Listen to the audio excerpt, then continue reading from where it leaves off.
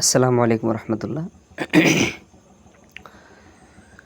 কোরআনে কারীমের তেলাওয়াত করতে গেলে আমরা সর্বপ্রথম যেটা পড়ি সেটা হচ্ছে আউযু বিল্লাহি মিনাশ শাইতানির রাজিম, বিসমিল্লাহির রহমানির রহিম।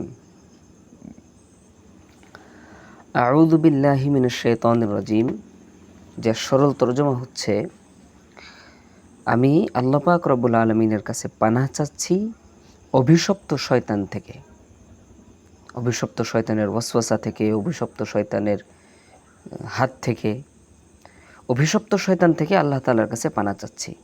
এই বিসমিল্লাহির রহমানির রহিম পড়া, এটা কোরআন তেলাওয়াতের শুরুতে বা কোরআন তেলাওয়াতের আগে মুস্তাহাব বা সুন্নাহ।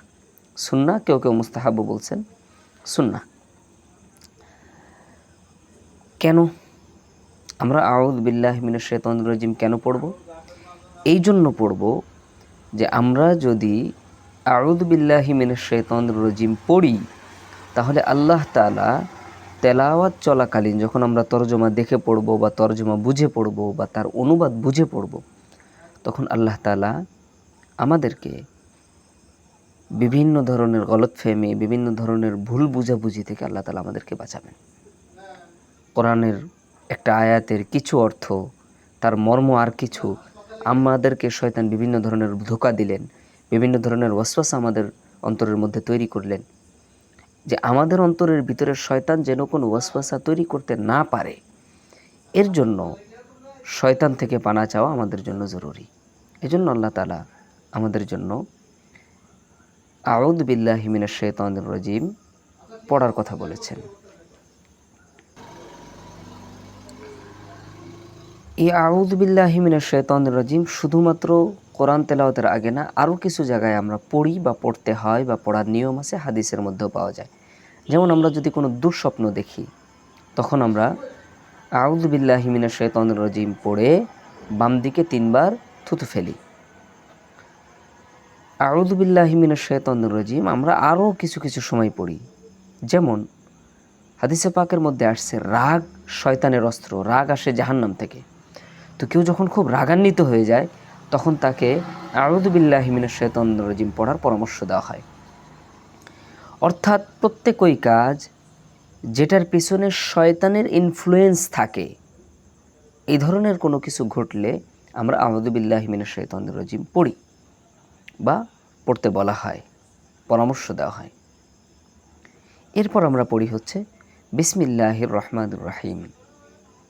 হাদিসে পাকের মধ্যে আসছে প্রত্যেকই কাজ যার শুরুতে বিসমিল্লাহ পড়া হয় সেটা বরকতময় হয়।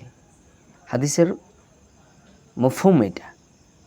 মূল হাদিসের ইবারতটা কিছুটা এরকম, বা মূল হাদিসের শব্দার্থ কিছুটা এমন, যে প্রত্যেকই কাজ যেটা বিসমিল্লাহ অথবা আল্লাহর নাম ছাড়া শুরু হয়, সেটার ভিতর বরকত থাকে না, বেবরকতি হয়ে যায়। এই জন্য আমরা প্রত্যেকটা ভালো কাজের শুরুতে আমরা বিসমিল্লাহ পড়ি। এই জন্যই অসংখ্য অগণিত মাসনুন দোয়ার শুরুতে আমাদের উলামা ইকরাম বলেন যে আমরা বিসমিল্লাহ দিয়ে পড়ি। যেমন বিসমিল্লাহি আল্লাহুম্মা ইফতাহলি আবওয়াবা রাহমাতিক, বিসমিল্লাহি আল্লাহুম্মা ইন্নী আসআলুকা মিন ফাদলিক, এই ধরনের। এটা কেন? ওই যে বিসমিল্লাহ বরকতের জন্য, আল্লাহর নাম। বিসমিল্লাহ তর্জমা কি? বিসমিল্লাহ তর্জমা হচ্ছে শুরু করতেছি আল্লাহ তাআলার নামে, যিনি পরম করুণাময়, অত্যন্ত দয়ালু। এই যে আর রহমানির রহিম, এটা তাফসীর ইনশাআল্লাহ সূরা ফাতিহার আর রহমানির রহিমে করব।